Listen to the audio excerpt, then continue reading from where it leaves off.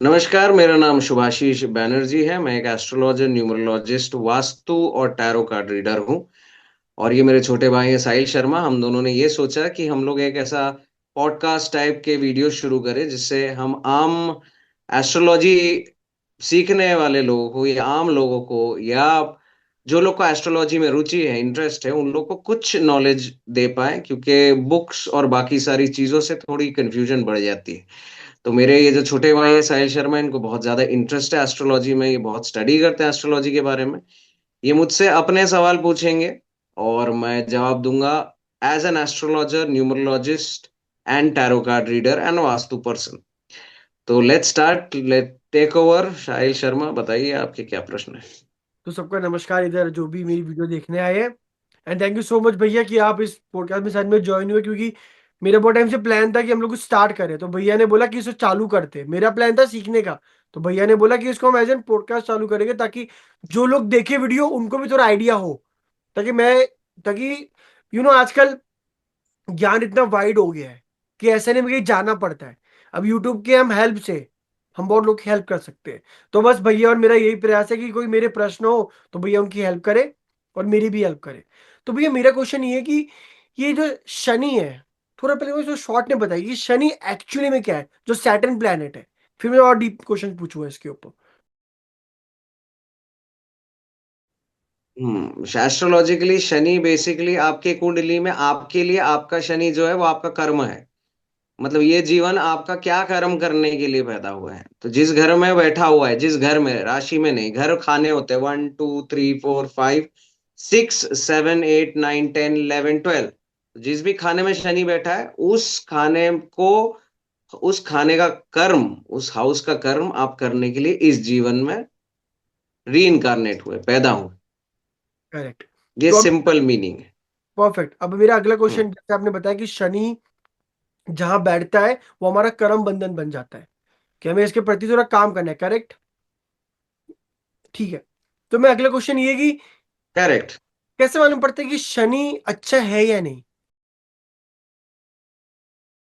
पहली बात तो आपको शनि अच्छा है या नहीं ये देखने के लिए पहले आपको अपना लग्न देखना पड़ेगा। मतलब पहला खाना, आपका जो पहला हाउस है बीच में केंद्र के ऊपर, वो पहले हाउस में कौन सा नंबर है। अगर 1 5 4 9 ऐसे नंबर हैं तो शनि आपके कुंडली का कारक नहीं है। ठीक है। और अगर 2 3 6 7 10 11 ऐसे नंबर है तो शनि आपके कुंडली का कारक हो जाता है। कारक means a friend of your chart. तो पहले वहीं पे पता चल जाएगा आपको शनि आपके कुंडली के लिए अच्छा है या नहीं है। अगर आप के लिए कुंडली कुंडली में शनि अच्छा नहीं है, इसका मतलब आपका शनि आपको ज्यादा मेहनत करवाएगा।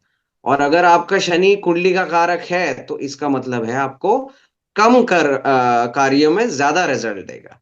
सेकंड चीज आपको देखना है, शनि आपके कुंडली में कौन सी राशि में बैठा हुआ है। अगर वो 1 4 5 8 9 ये सब में बैठा हुआ है तो प्रॉब्लम क्रिएट करेगा।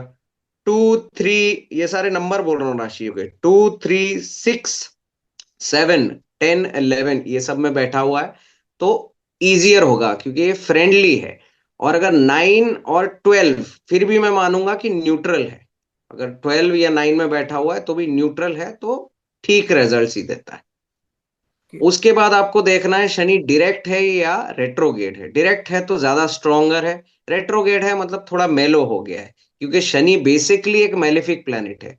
उसका नेचर ही है कि वो खराब करता है, खराब नहीं करता, वो सिखाता है, दबाव बना के रखता है, हैवी करता है, भार डालता है। तो अगर वो रेट्रोगेशन में है तो उसका भार कम हो जाता है। अगर वो डिग्री में 0 से 10 डिग्री के बीच में है तो भी वो कमजोर स्थिति में है। अगर 20 से 30 डिग्री के बीच में है तो भी वो वृद्ध हो जा रहा है, तो भी कमजोर हो रहा है। मतलब उसके इफेक्ट, हार्शनेस कम हो जा रहे हैं आपके चार्ट में। अगर वो 10 से 20 डिग्री के बीच में है और अगर डायरेक्ट है और अगर आपके कुंडली का कारक नहीं है, इसका मतलब है शनि बहुत हार्श है आप पे। इसका ये भी मतलब होता है कि आपका नेचर इवेंचुअली आप खुद भी बहुत स्ट्रिक्ट, हार्श, डिसिप्लिन्ड और कर्म प्रधान व्यक्ति बन जाएंगे। तो बहुत सारे इसमें और भी एवेन्यूज देखने पड़ते हैं, जैसे षडबल देखना पड़ता है कि शनि में कौन से रैंक पे शनि है आपकी कुंडली में, रैंक के हिसाब से उसका बल होता है।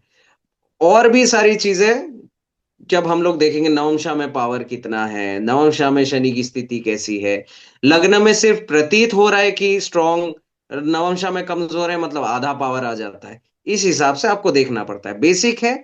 अगर आप अपने राशि को देख रहे हैं लग्न की, तो आपको पता चल जाएगा कि शनि आपके कुंडली का मित्र है या नहीं, कारक या है, या तो कारक है या तो अकारक है। कारक मतलब बहुत सारे एस्ट्रोलॉजर्स कारक को योग कारक भी बोलते हैं। शनि जहां बैठता है और जहां दृष्टियां डालता है, थोड़ा इसके बारे में बताइए मुझे, हम्म। उसका प्रभाव कैसा होता है और कैसी चीजें करता है। Over to you. बिल्कुल।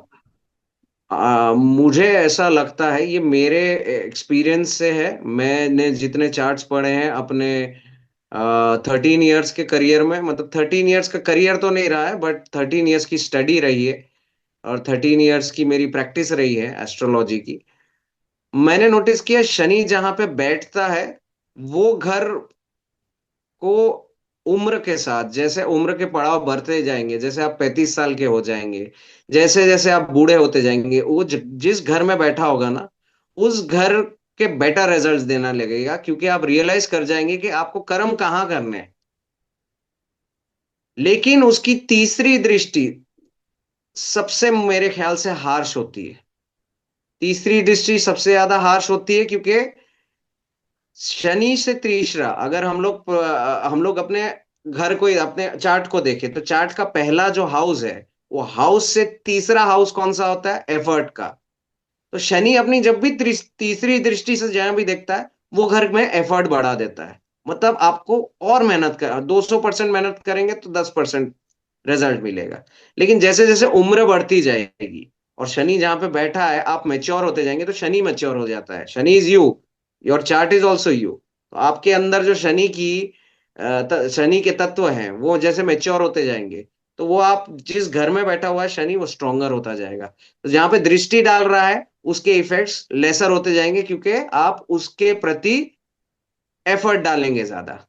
तो तीसरी दृष्टि सबसे ज्यादा हार्श होती है।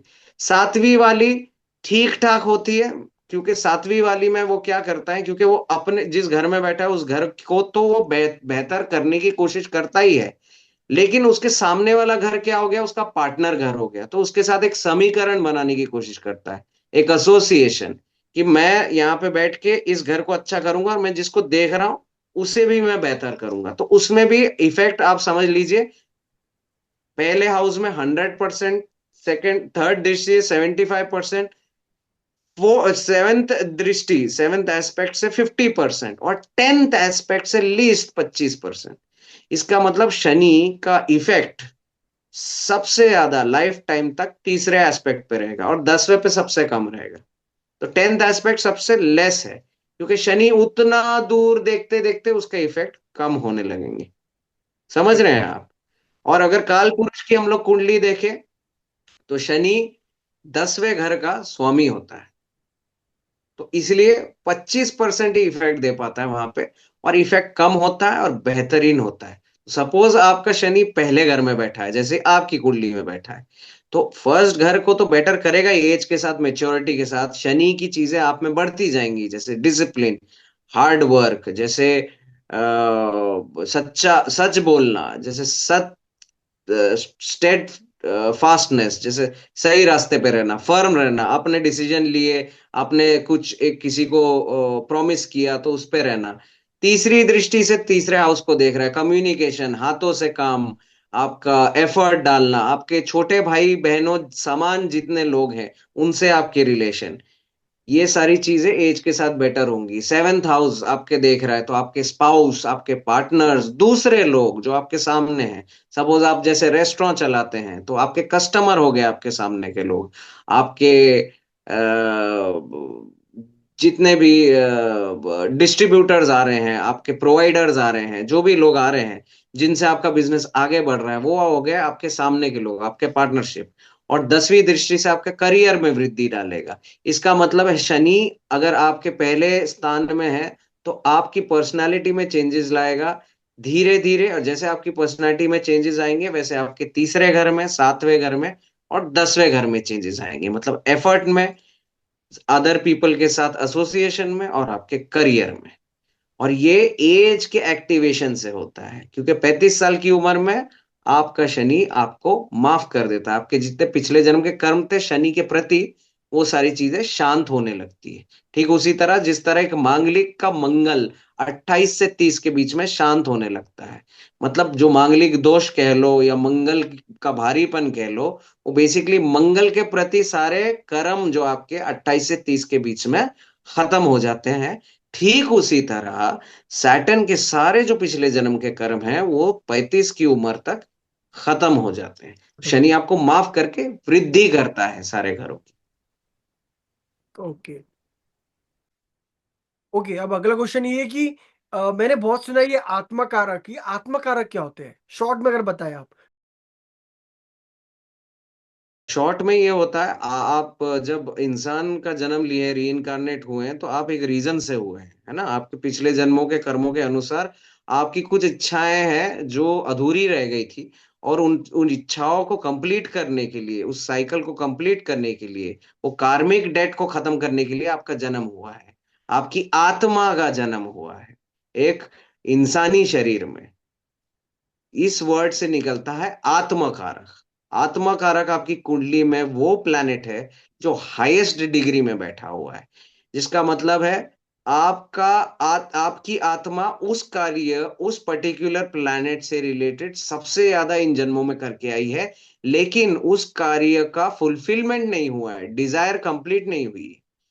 तो आपको अगर आत्मा कारक देखना है, आत्मा कारक हाईएस्ट डिग्री प्लैनेट होता है आपकी कुंडली में, जो आपकी आत्मा की इच्छा, आपकी आत्मा क्या चीज कंप्लीट, क्या चीज एक्सपीरियंस करने आई है, उसको सिग्निफाई करता है। तो सपोज आपका आत्मा कारक सन है, तो आप सन के सारे डिनोटेशंस ले लो। सन मतलब रिकग्निशन, सन मतलब फेम, सन मतलब अथॉरिटी, सन मतलब गवर्नमेंट से रिलेशन, सन मतलब आपका पुत्र, है ना। सन मतलब वो सारी चीजें जहां पे आप एक पोजीशन में हो, जहां पे लोग आपको सुने और आप लोगों को ऑर्गेनाइज वे में चला पाए। कोई भी पोजीशन हो सकता है, एक रेस्टोरेंट का मैनेजर भी एक सन का ही पोजीशन हो गया, और एक स्टेट का सीएम या हमारे भारत के प्रधानमंत्री भी सन हो गए, सब ही सन है। तो ये पर्सन का ये जो इच्छा थी कि मैं लोगों को कंट्रोल करूं, या मेरी अथॉरिटी हो, या मेरा रिकॉग्निशन हो, मेरा नाम हो किसी भी प्रकार का, या मेरे पुत्र हो, या मेरे पिता से संबंध अच्छे हो, क्योंकि पिता भी होते हैं सन। तो ये सारी इच्छाएं रह गई थी, जिसकी वजह से सन, सूर्य, इनका आत्मा कारक है इस जन्म में।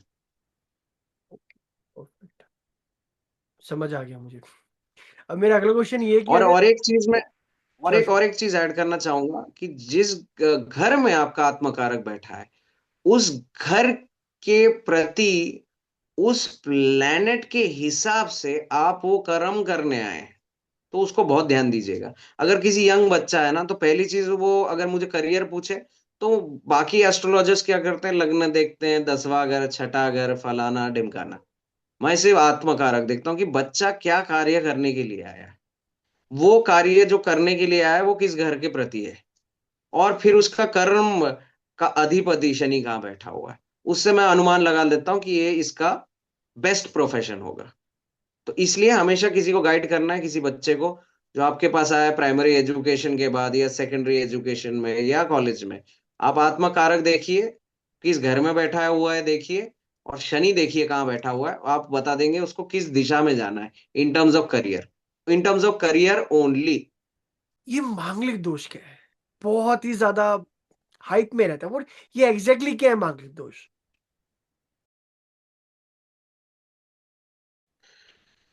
अच्छा, यहाँ पे ना क्या हुआ है कि बहुत सालों से ये मान्यता चली आ रही है कि मंगल जिन लोग की कुंडली में भारी है या एक प्लेसमेंट में है, जैसे कुछ कुछ मान्यताओं के हिसाब से पहला घर, चौथा, सातवां, 10वां, कुछ मान्यताओं के हिसाब से दूसरा, 8वां, 10वां, ये भी घर कंसिडर होते हैं सदर्न एस्ट्रोलॉजी में। कि ये घरों में अगर मंगल बैठा हुआ है, किसी भी राशि में बैठा हुआ हो, डेबिलिएटेड हो, फ्रेंडली हो, एग्जल्टेड हो, वो मांगलिक हो जाता है इंसान। अब पहले के जमाने में मांगलिक मतलब ये होता था कि उसमें मंगल की बहुत ज्यादा एनर्जी है पर्सन में। इसका मतलब क्या हुआ? इसका मतलब है कि उसमें ऊर्जा बहुत है। मंगल किन किन चीजों का कारक है? मंगल की फर्स्ट चीज का कारक है, वो है भाई। मतलब ये पर्सन को बहुत सारे दूसरे भाई समान व्यक्तियों से बहुत अच्छी जमती है। ठीक है, बना के रख सकता है। वो लड़की हो या लड़का हो, तो लड़की हो और लड़कों से जमती है तो शादी खराब होती थी, और लड़का है और लड़कों से ही जमती है तो भी शादी खराब होती थी। दूसरी चीज, मंगल एग्रेशन का कारक है, जो कि शादी के लिए बिल्कुल अच्छी नहीं है, घर गृहस्थी के लिए बिल्कुल अच्छी नहीं है। पर्सन एग्रेशन में, ऑफिस में एग्रेशन दिखा है, वेरी गुड रिजल्ट्स आएंगे। घर में एग्रेशन दिखा है, घर क्लेश होगा। पार्टनर के साथ एग्रेशन दिखा है, पार्टनरशिप खराब होगी। तीसरी चीज, खून का कारक हो जाता है। तो मांगलिक दोष के कारण जब मंगल बहुत भारी होता है तो कई बार आपके खून के वजह से आपका वीर्य, जो आपके स्पर्म होते हैं, आपके एग्स होते हैं, वो कई बार वो पर्सन हैविली मांगलिक पर्सन में प्रोड्यूस नहीं होते या तो डिस्ट्रॉय हो जाते थे। इन सारे ये तो बेसिक कारण बोल दिए, क्योंकि मैंने मोस्टली शादी के लिए ही मांगलिक दोष देखते। तो पुराने जमाने में मांगलिक होना एक दोष माना जाता था। लेकिन आज के जमाने में जहाँ एग्रेशन की जरूरत है, जहां पे आपको लड़ने की जरूरत है, जहां पे आपको भाईचारा बनाने की जरूरत है, जहां पे आपको जरूरत है कि आप बच्चे ना प्रोड्यूस करें, जहां पे आप ब्लड का बहाव ज्यादा रखें, आज के जमाने में, कल आज के परिवेश में 2024 में मांगलिक, मैं बोलूंगा योग है, दोष नहीं है। अब पहली बात, अगर इसको दोष मान ही लिया है तो पहली बात तो यह है कि पर्सन जिनमें ये प्लेसमेंट हो 1 4 7 10, अगर ये केंद्र के घरों में प्लेस्ड है कोई भी राशि में, तो पर्सन मांगलिक है। कुछ मान्यताओं के हिसाब से सेकंड हाउस, 8th हाउस और 12th हाउस भी कंसिडर्ड होते हैं, क्योंकि सेकंड हाउस वाणी का है, 8th हाउस जेनिटल्स का है ना, और मतलब मूलाधार चक्र नीचे के पोर्शन का है, और 12th हाउस सैया शुक का है, मतलब बिस्तर का, बेड बेड प्लेजर्स। अब मंगल जब भारी होगा था पर्सन में तो क्या होता है?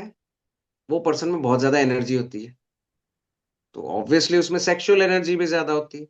तो अगर उसको दूसरे मांगलिक पर्सन के साथ अगर शादी नहीं करवाएंगे तो वो सेक्सुअल कंपेटेबिलिटी मैच हम्म। नहीं होगी, तो वो टूट जाएगी शादी। एक पर्सन लेजी होगा, एक बहुत एनर्जेटिक होगा, तो उनका कोई ही मेल नहीं बनेगा, और मांगलिक पर्सन दूसरे सिमिलर एनर्जी वालों के पास जाने लगेगा तो शादी टूट जाएगी।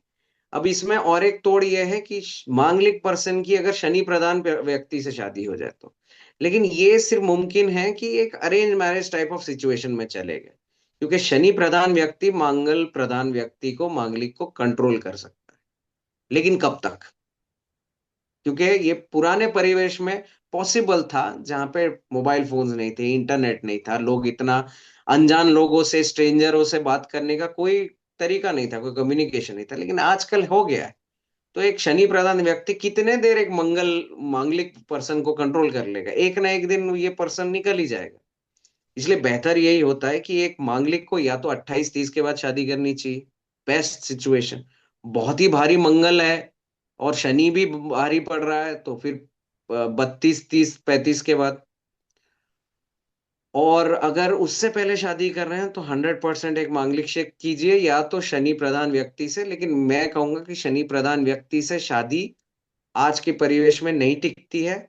तो यही है सिंपल कि Mangal means a lot of energy, और lot of energy person can only be with another lot of energy person. It can be sexual energy, verbal energy, physical energy, work energy, है ना, हर तरीके की एनर्जी।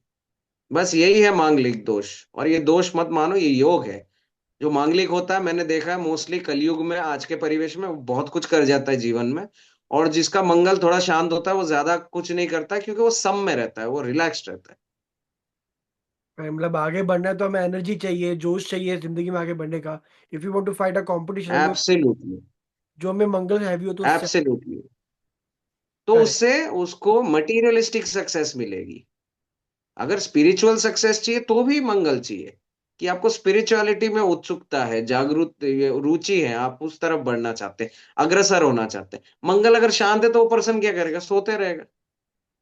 उसमें energy नहीं है, उसे कुछ लालसा ही नहीं है, कोई चाह ही नहीं है, कुछ करना ही नहीं चाहता वो। अब मेरा आपसे अगला क्वेश्चन ये है। अब हम जानते हैं गुरु के बारे में, हमने शनि के बारे में जान लिया, मंगल के बारे में जान लिया।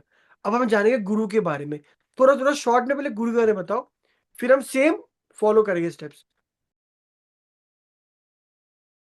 गुरु के बारे में पहली चीज तो मैं ये कहूंगा कि गुरु किसी भी लग्न के लिए, किसी भी लग्न मतलब कोई भी राशि, कोई भी नंबर हो आपके लग्न में, किसी भी लग्न के लिए खराब नहीं होता, किसी के लिए नहीं। क्योंकि गुरु is the most benevolent planet in our solar system, in astrology. क्योंकि गुरु का मतलब ही होता है विजडम, गुरु का मतलब होता है ज्ञान, गुरु का मतलब होता है नरिशमेंट, गुरु का मतलब होता है हमारे पहले गुरु, हमारे पिता, उनको भी गुरु मानते हैं। गुरु का मतलब होता है एक दीपक। दीपक देखें आप, एक दीपक जलता है, सब जगह उजाला देता है, ठीक उसी तरह गुरु प्लैनेट है। अब गुरु प्लैनेट का कैच यहाँ पे है तो बहुत ही बेनोवलेंट, हर साइन के लिए, हर राशि के लिए, हर लग्न के लिए। लेकिन जिस घर में बैठेगा उस घर को खराब करेगा, और जहां देखेगा उसकी वृद्धि करेगा।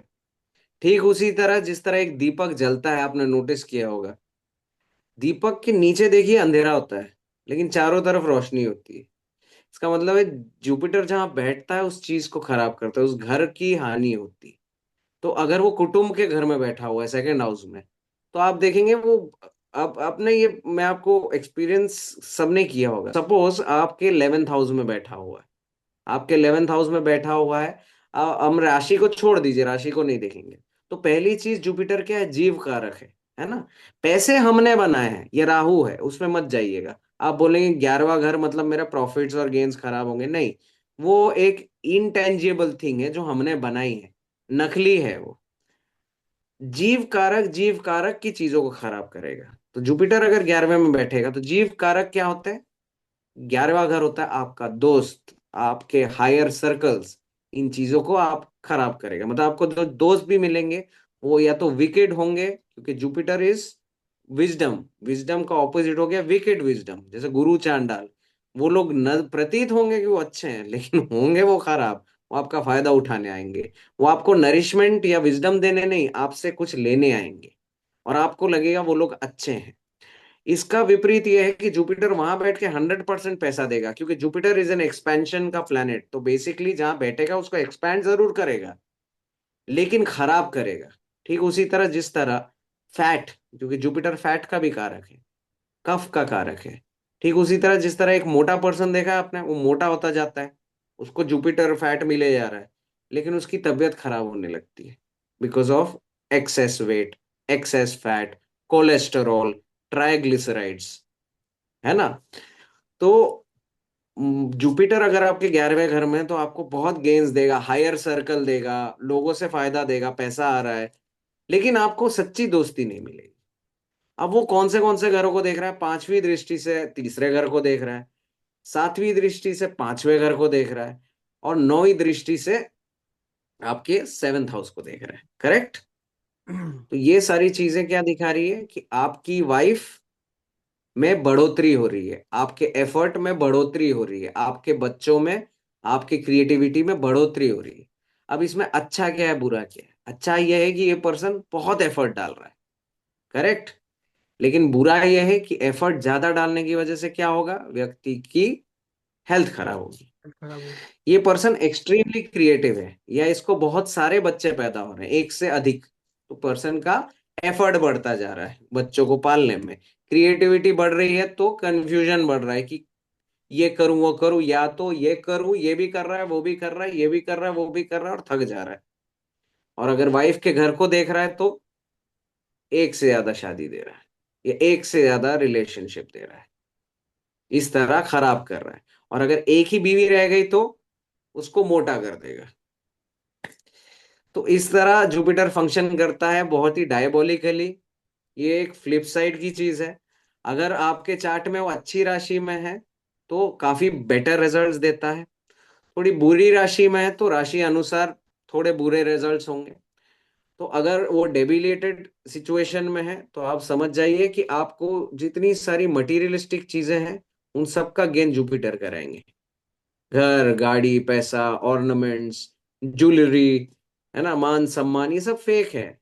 ये सब का कोई स्थायी रूप नहीं है। It is not real, it is Maya.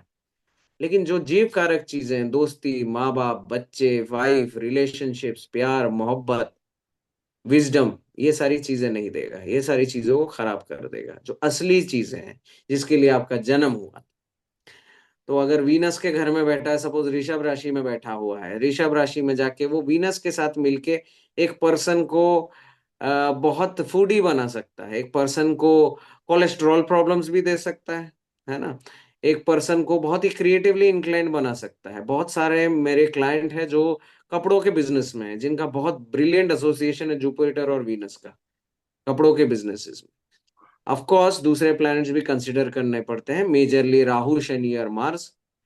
But बहुत सारे जुपिटर और वीनस के काम करने वाले लोगों को मैंने देखा है, सारी ये क्वालिटीज आ जाती है।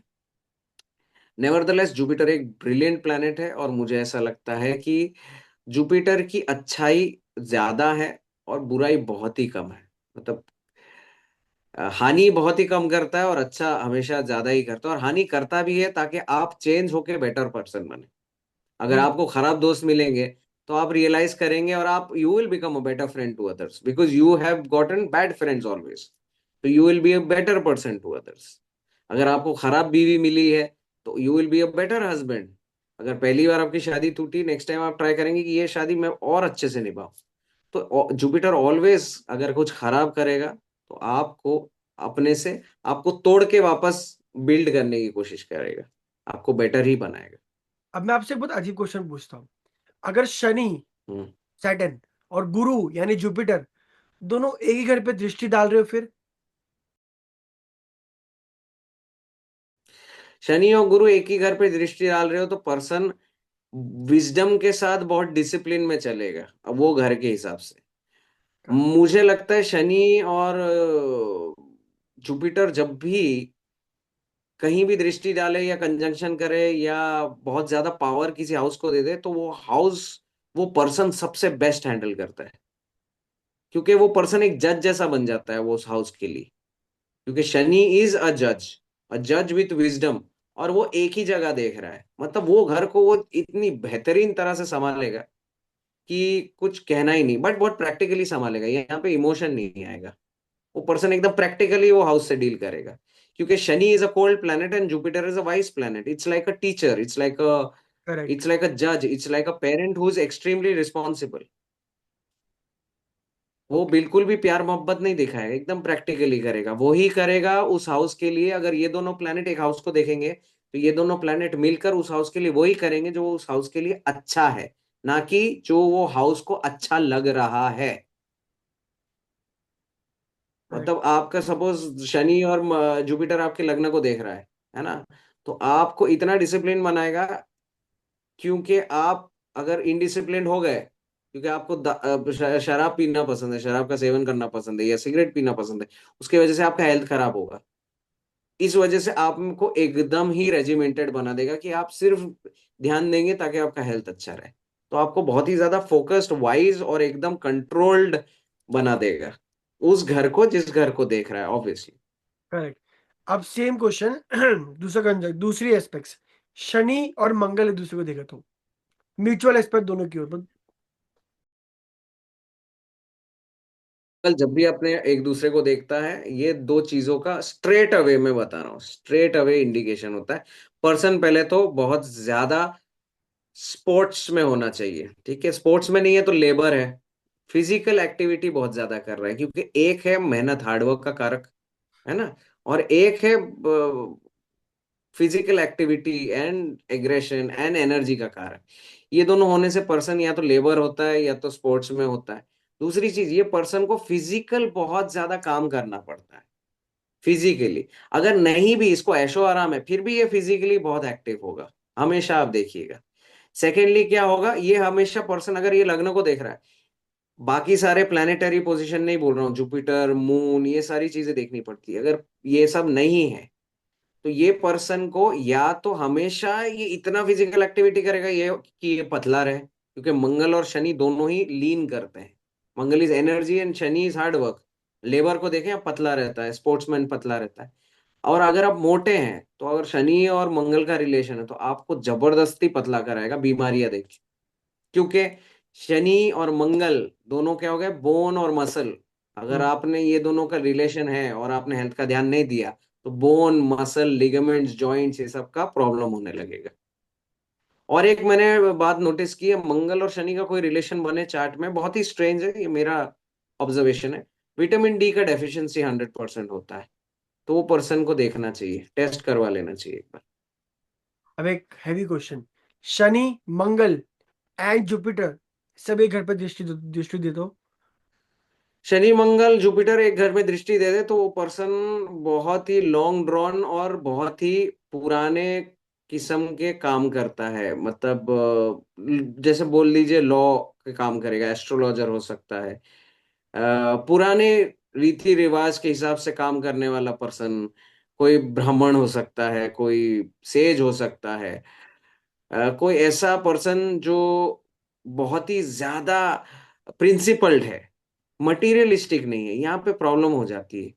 अगर वो लॉयर बने भी तो वो लॉयर ऐसा बनेगा जो लोगों की मदद करेगा, ना कि वो लॉयर बनेगा जो रोल्स रॉयस में घूम रहा है क्योंकि बहुत बड़ा लॉयर है। बहुत सारे गवर्नमेंट सर्वेंट्स के चार्ट में ऐसे प्लेसमेंट होते हैं क्योंकि वो बहुत ज्यादा नैतिक होते हैं, एथिकल होते हैं, प्रिंसिपल्ड होते हैं। तो जो ज्यादा एथिकल और प्रिंसिपल्ड होता है वो ज्यादा मटेरियल सक्सेस कभी हासिल नहीं कर सकता, येट ये पर्सन बहुत अच्छा होता है। अभी अगर सब डेबिलिएटेड है तो वो पर्सन बहुत ही शातिर चोर भी हो सकता है। तो बहुत सारी चीजें देखना पड़ रहा है ना। तीनों ही डेबिलिटेड है और तीनों ही प्रॉब्लमेटिक सिनेरियो में और तीनों साथ में बैठे हैं। वैसे मोस्टली तीनों साथ में बैठे तो वो होता है ना ईमानदार चोर, तो चोर भी होगा तो ईमानदार होगा। तो वैसा पर्सन बनाता है क्योंकि ये तीनों चीजें एक पर्सन को, अच्छा ये तीनों चीजें बहुत सारे बॉडी बिल्डर्स के भी इसमें दिखाई गई है। बहुत सारे स्पोर्ट्समैन नहीं कहूंगा, बॉडी बिल्डर्स, एसेंशियली एसेंशियली वो लोग जो लोग स्ट्रेंथ स्पोर्ट्स में है या पावर लिफ्टिंग में है या स्ट्रॉन्ग मैन है, ये सब के चार्ट्स में बहुत दिखाई गया है। बहुत सारे लॉयर्स के भी, जजेस के भी मैंने देखा है ये सेम कलर तरह के कॉम्बिनेशंस बहुत ज्यादा। Okay perfect. तो आज का वीडियो इधर ही वाइंड अप करते हैं। आपके साथ बहुत अच्छा सेशन रहा हमारा। और आपके जो भी कॉन्टैक्ट्स है, जो भी आपको जिसे कांटेक्ट करना हो, किसी को अगर आपसे पर्सनल कुछ क्वेश्चंस हो या कोई भी सेशन हो तो आपका करे, तो मैं उसका कांटेक्ट नंबर बिलो पर 100% डाल दूंगा। एंड अगर इस वीडियो को अच्छा रिस्पॉन्स मिला तो हम कोशिश करेंगे कि हम और वीडियोस लाएं। और अगर बहुत अच्छा रिस्पॉन्स मिल गया तो वी विल ट्राई हम वीडियो को और बेटर करें और साथ में बहुत जल्दी जल्दी वीडियोस डालें। बिल्कुल। और एक रिक्वेस्ट है, आप जब कमेंट करें तो ये भी कमेंट कीजिएगा कि आपको कैसे और सवालों के जवाब चाहिए, उन सवालों के जवाब भी हम देने की कोशिश करेंगे। Perfect। ठीक है, तो सबको मेरी तरफ से शुभ रात्रि या फिर है ना। गुड मॉर्निंग या गुड आफ्टरनून, जो भी यहाँ पे टाइम है। ध्यान रखिए, like comment and subscribe. Until next time. Hope आपको बहुत अच्छा लगा होगा हमारा episode, and loads of love to Sahil my younger brother. और हम लोग बहुत मेहनत कर रहे हैं, आप देखिएगा, मजे लीजिएगा वीडियो के, और प्लीज कमेंट कीजिए।